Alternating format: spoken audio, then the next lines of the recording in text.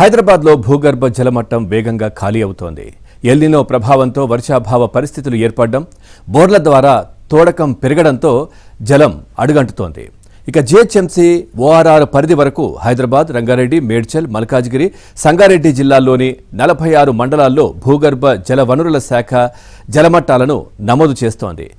ఫీజోమీటర్ల ద్వారా జూన్ నెలకు సంబంధించి నమోదు చేసిన గణాంకాల ప్రకారం గతేడాది జూన్తో కన్నా ఈ ఏడాది జూన్లో 30 మండలాల్లో నీటి మట్టం పడిపోయింది.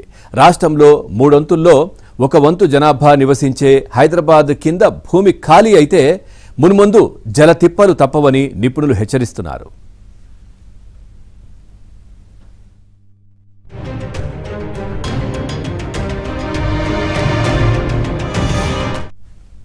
వర్షాభావ పరిస్థితులతో జూన్లో తెలంగాణలో 17 జిల్లాల్లో నీటి మట్టం పడిపోయినా రాష్ట్ర సగటు 0.01 మీటర్లు పెరిగింది.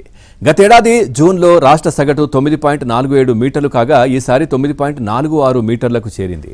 నీటి మట్టం తగ్గిపోయిన జాబితాలో 2.47 మీటర్లతో హైదరాబాద్ మొదటి స్థానంలో ఉంది.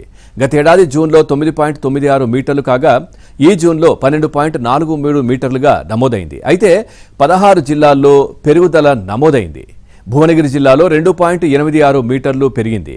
నాగర్ కర్నూల్, నల్గొండ, వికారాబాద్, జనగామలలో మీటర్కు పైగా పెరిగింది.